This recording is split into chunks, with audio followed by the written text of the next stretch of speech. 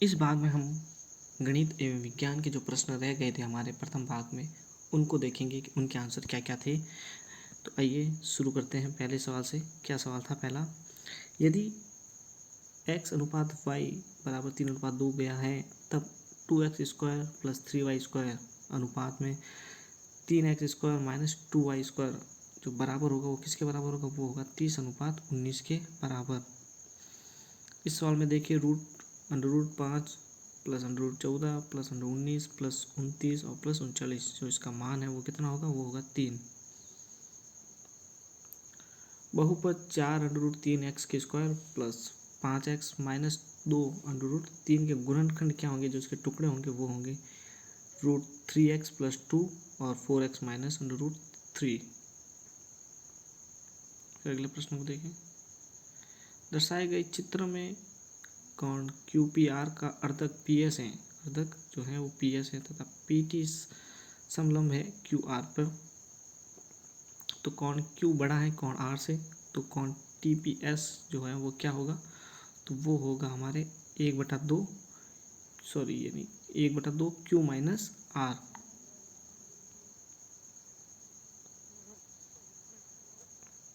जब कोई धन 20% दर से 1.5 वर्ष के लिए उधार दिया जाता है तो ब्याज को क्रमशः वार्षिक तथा अर्धवार्षिक जोड़ने पर 264 का अंतर होता है। तो धन कितना होता है, धन होता है 20,000।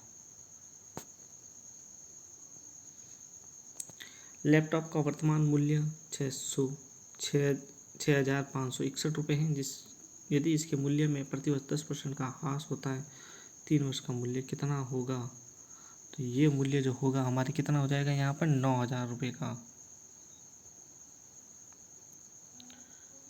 फिर निम्नलिखित में से एक वास्तविक संख्या नहीं है, तो कौन सी वास्तविक संख्या नहीं है, तो √-4। फिर 1/2 प्लस 1/3 का दशमलव प्रसार क्या होता है, वो होता है 0.83।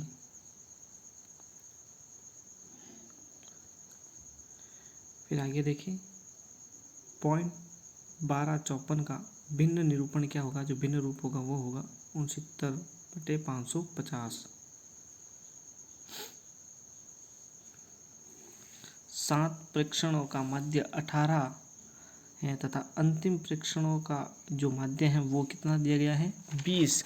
दो माध्य दिए गए हैं जो 19, 18 और 20। तो 7वां प्रेक्षण जो है वो ज्ञात कीजिए कितना होगा। यदि 13 प्रेक्षणों का मान 19 हो तो ये जो इसका आंसर है वो भी होगा 19।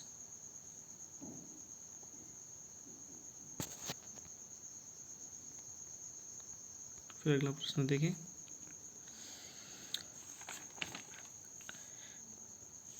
दो अंकों की एक संख्या अपने अंकों के योग से 4 गुना है, यदि संख्या में 18 जोड़ दी जाए तो अंक अपना स्थान बदल देते हैं, तो वो संख्या कौन सी है, वो संख्या है 24। आंकड़ों में जो बहुलक बताना, इन सभी आंकड़ों में जो बहुलक है वो है 15। हीरे की कीमत उसके वजन के वर्ग के समानुपाती है। एक हीरा 4 भागों में 1:2:3:4 के अनुपात में टूटा गया है, तो टूटे हुए टुकड़े 2,10,000 कम में बेचे गए हैं। तो बताइए कि जो हीरे का वास्तविक मूल्य कितना था, यानी पहले हीरे का मूल्य कितना था, तब इसकी कीमत थी 3 लाख रुपए।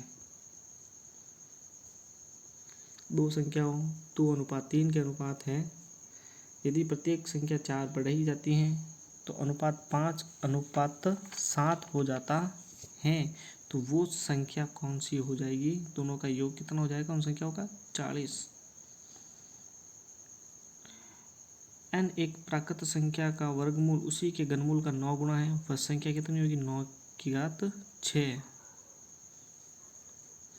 फिर अगले प्रश्न में देखें, तो 3 संख्याएं दी गई हैं जिसमें अनुपात लिखा गया है 2:3:4 में है वो संख्या, यदि उसके घनों का योग 21,384 हो तो सबसे बड़ी जो संख्या होगी उनमें से वो कौन सी होगी, वो होगी सबसे बड़ी 24।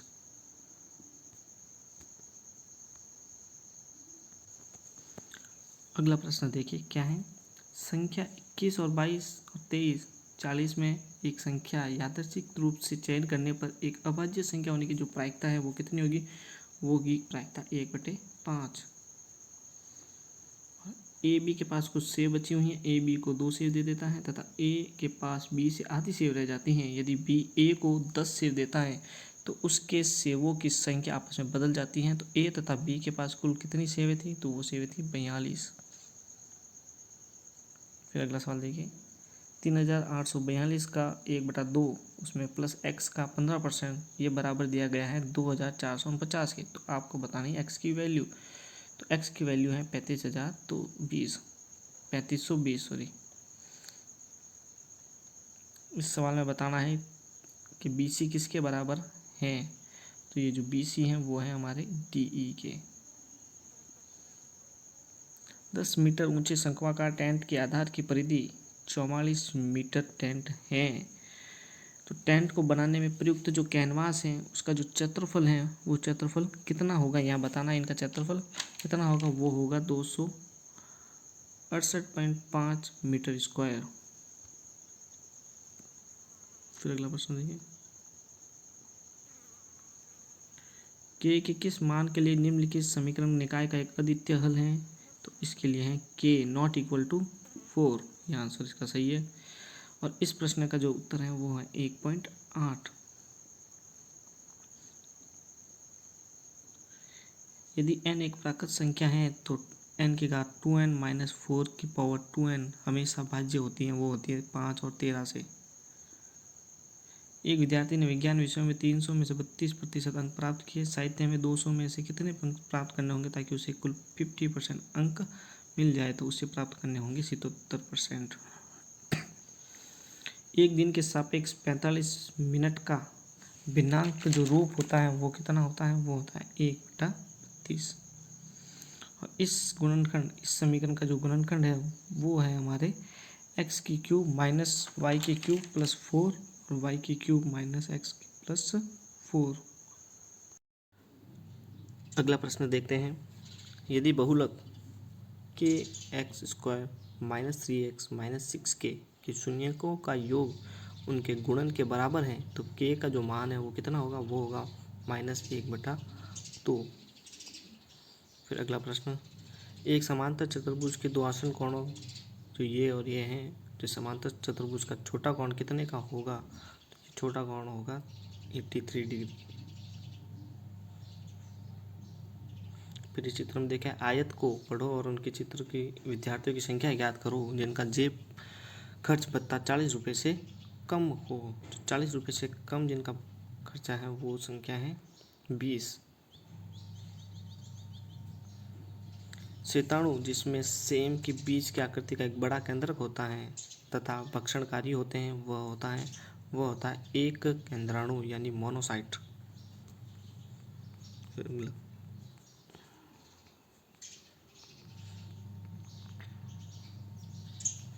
जब दाब बढ़ाया जाता है तो बर्फ का जो गलनांक है वो भी क्या होता है, बढ़ता है।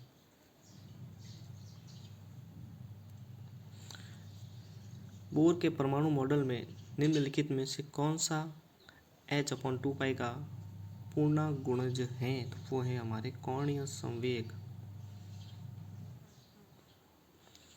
जिंक के सोडियम हाइड्रोक्साइड से अभिक्रिया करने पर क्या बनता है, तो इससे बनता है सोडियम जिंकेट तथा हाइड्रोजन गैस।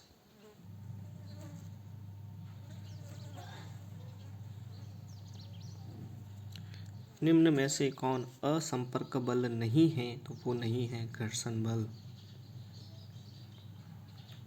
किसान मिट्टी पर अम्लता के प्रभाव को क्या मिलाकर उदासीन करते हैं, तो वो करते हैं भुजा हुआ चूना। वक्र नलिका के अंतिम भाग में जल का पुनरावशोषण किस हार्मोन के नियमन से होता है, तो वो होता है वैसोप्रेसिन। एक विद्युत फ्यूज निम्न में से किस सिद्धांत पर कार्य करता है, वो कार्य करता है धारा के तापीय प्रभाव पर। एक कार वृत्ताकार गति कर रही है जिसका कोणीय वेग 2π रेडियस प्रति सेकंड है, जिसका आवर्त काल कितना होगा, तो वो होगा 1 सेकंड। पृथ्वी की सतह से लगभग इस ऊंचाई पर एक भू स्थित उपग्रह को स्थापित किया जाता है, तो ऊंचाई कितनी है, 36,000 किलोमीटर। अगला प्रश्न, निम्नलिखित में से कौन सा प्राकृतिक बहुलक नहीं है? तो नहीं कौन, ये रेयन प्राकृतिक बहुलक नहीं है।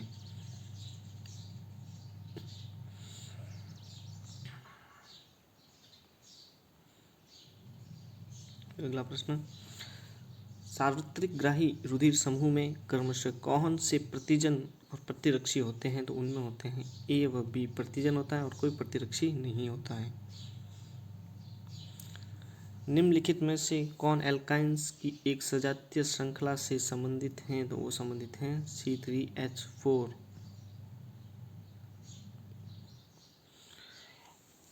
उष्मागतिकी का शून्य नियम किससे संबंधित है? वो संबंधित है तापमान से। आंत्रश्लेष्मा उपकला कौन सी कोशिकाएं श्लेष्मा का स्रावन करती हैं? तो वो करती है गॉबलेट कोशिकाएं। शैवाल की कोशिका भित्ति बनी होती हैं, वे किससे बनी होती हैं? सेल्यूलोज, पेक्टिन और प्रोटीन से।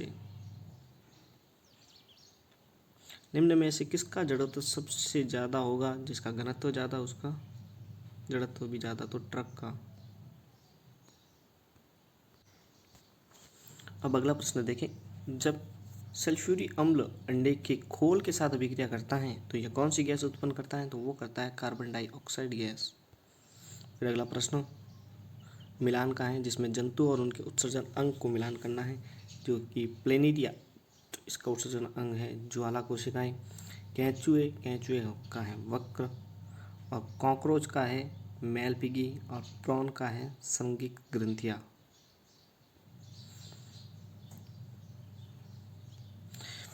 1-2 किलो द्रव्यमान के पिंड में विद्यमान ऊर्जा होती है जब उसे धरती से 5 मीटर की ऊंचाई पर रखा जाता है तो उसमें कितनी ऊर्जा होगी? उसमें होगी 100 जूल।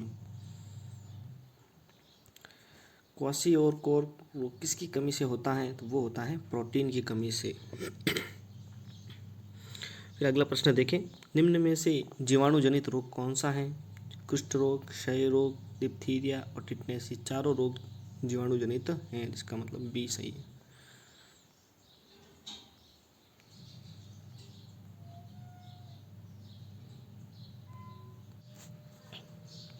अब अगला प्रश्न देखें, प्लास्टर ऑफ पेरिस का सूत्र है, तो इसमें आप देखेंगे सही आंसर है CaSO4 1/2H2O।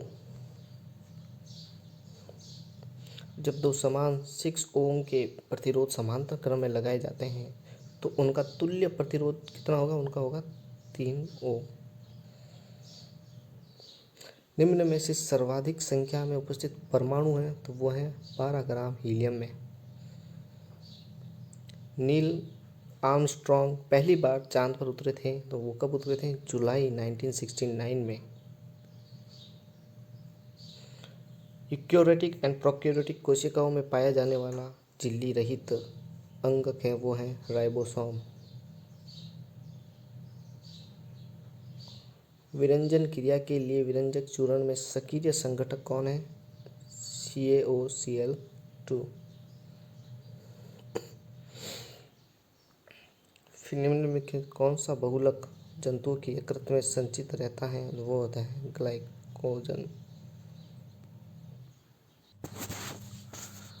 अब अगले प्रश्न की ओर बढ़ते हैं, जिसमें शिक्षण विधियों से संबंधित कुछ प्रश्न हैं। जिसमें पहला प्रश्न, शिक्षण विधियों द्वारा छात्रों को उनकी संज्ञानात्मक संरचना में नए तत्व प्राप्त करने में मदद मिलती है। ये किस उपागम का सिद्धांत है? तो ये सिद्धांत है संज्ञानात्मक।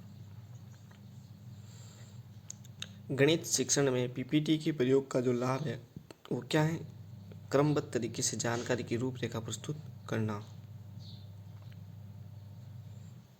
निम्नलिखित में से किस समस्या का सामना भारतीय शिक्षकों को नहीं करना पड़ता है? तो वो नहीं करना पड़ता है भौतिक संसाधनों के विकास के लिए प्रबंधन सकारात्मक दृष्टिकोण। गणितीय पत्रिका है, तो गणितीय पत्रिका है गणित शिक्षकों के लिए एक प्रकाशन है।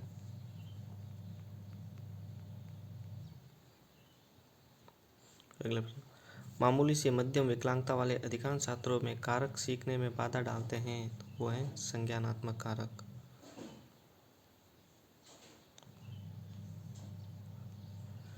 निदानात्मक परीक्षण के पश्चात यह पाया गया है कि मिनल को सीखने में कठिनाई होने के कारण उसमें रुचि का अभाव तथा प्रत्यक्ष अनुभव की अनुपलब्धता है। ऐसी स्थिति में उपचारात्मक शिक्षण किस रूप में अपनाया जाना चाहिए? तो वो जाना चाहिए व्यक्तिगत ट्यूटोरियल शिक्षण। अगला प्रश्न, विज्ञान की कक्षा में टीवी पर शैक्षिक कार्यक्रम दिखाने के बाद शिक्षक अधिगम उद्देश्यों पर जीवंत चर्चा करता है। शिक्षक सहायक सामग्री के प्रभावी उपयोग के लिए या निम्नलिखित में से किस सिद्धांत का उपयोग किया गया है? ये किया गया है उपयुक्त प्रस्तुतिकरण का सिद्धांत। अब अगले प्रश्न की ओर देखें। दैनिक जीवन में अलग अलग व्यक्ति एक ही घटना को देखते हैं, लेकिन इनकी रिपोर्ट विश्व दृष्टि से भिन्नता होने के कारण अलग अलग तरीके से तैयार करते हैं। ये किस प्रकार का रचनावाद है? यह है मौलिक रचनावाद। फिर अगले प्रश्न, निम्नलिखित में से कौन सा समस्या समाधान विधि का नहीं है? तो वो नहीं है तो समय की बचत।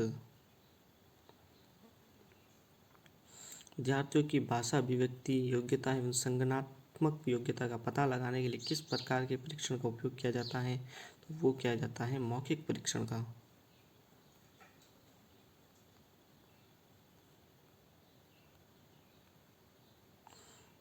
अगला प्रश्न, शैक्षिक लब्धि ज्ञात करने का जो सूत्र है वो क्या है? वो है शैक्षिक आयु अपॉन दैहिक आयु इंटू 100।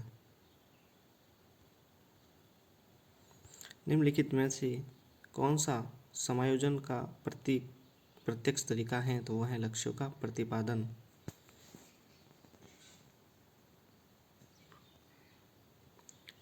निम्नलिखित में से कौन सा सृजनात्मक का तत्व नहीं है? तो वो है स्मृतिकरण सृजनात्मक का तत्व नहीं है। मानसिक आयु का संप्रत्यय दिया था, वो देता स्टर्ने ने। थॉर्नडाइक के कौन से प्राथमिक नियम में सीखने का प्रयास एवं त्रुटि विधि की व्याख्या की गई है? तो वो की गई है अभ्यास का नियम।